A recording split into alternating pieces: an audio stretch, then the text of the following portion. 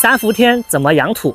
要想种好菜，先得养好土。我每年的夏季和冬季都会进行一下养土啊。我觉得土壤好了，种菜自然也就简单了。像现在小暑节气过后，马上我们就迎来了3伏天。3伏天它的气候就是白天中午非常的热，很多地区都快到40度的高温。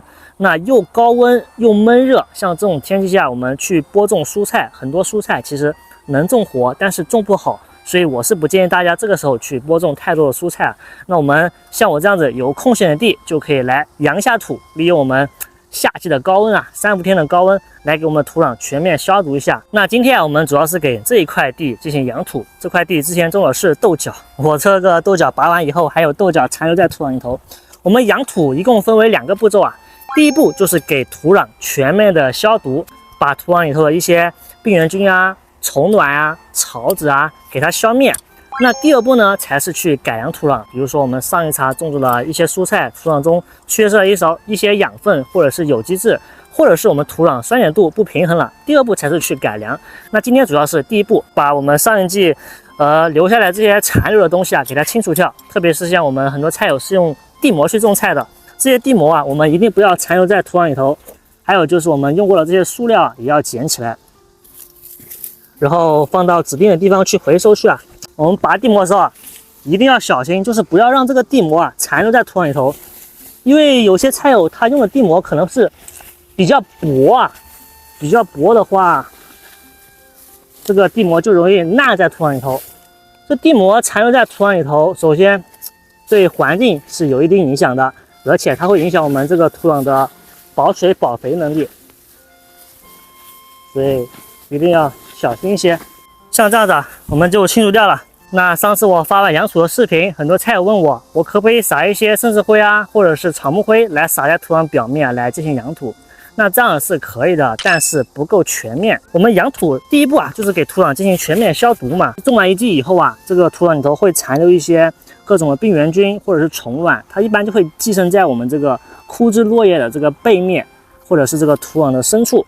我们一定要把它及时的消除掉，因为它是通过躲在这些地方来越夏的。它等过了这个3伏天以后，它这个虫卵就会孵化出来，然后开始繁殖，我们的病虫害就会比较多。所以这个时候就要杀灭。看我们这里，你看这个就有虫，看到吗？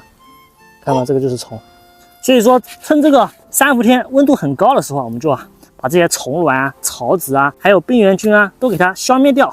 那我们秋季种蔬菜自然也就简单而且好种了。那先深翻土壤啊，因为很多菜友他在养土的时候，为了偷懒，就是一边养土一边加一些有机肥啊，或者是枯草芽孢杆菌进去一起去进行养土。那我是不建议这样去操作的，和大家说一下为什么啊？因为我们这个养土整个过程本来就是一个利用太阳的一个高温消毒，像枯草芽孢杆菌或者是有机肥和一些各种的有益菌，它其实是不耐高温的。我们如果这个时候加进去，那很有可能这些有益菌就随着我们养土的时候被我们一起消灭掉了。所以建议就是给土壤消完毒以后，再去加一些枯草芽孢杆菌或者是有机肥进去，这样子效果会更加的好一些。我们深翻土壤的深度其实也不用太深，大概就是30公分这样子，因为秋季的蔬菜根系都不会很深的。深翻完以后啊，稍微给土壤齐平一下。我们齐平的时候注意就是尽量中间高一些，然后两边低一些，这样子盖上地膜以后，我们土壤不容易积水，下雨天也不怕。很多菜友是深翻完不想去盖地膜的，我个人建议还是要去盖地膜，然后地膜尽量选择 PE 材质稍微厚一些的透明地膜。因为你不盖地膜的话，它温度最多也就是不超过40度，你盖上地膜以后，温度能达到60度甚至70度，能杀死绝大多数的各种病害、虫卵、草籽。所以要想彻底一些，尽量盖上这个地膜。那我们盖地膜就非常简单啦，就是直接给它铺上就好了。像这样子我们就盖上地膜了。盖上地膜以后，我建议大家尽量是用这个地钉。地钉我们直接去这样固定会比较好一些，因为你如果说用土壤固定的话，它土壤其实会挡住一些，不太好。我用地钉的话就非常的方便，到时候还可以取掉，可以循环去利用的。那这样子我们盖完地膜以后，大概就是晒15个完全出太阳的这个日照就够了。15个，如果说中途有下雨的话就不算，往后推迟。那给土壤全面消毒完以后，下一步才是改良土壤。那到时候我也会出视频的，大家不会的话可以跟着我一起去操作一下。好了，那这期视频就到这里了，拜拜。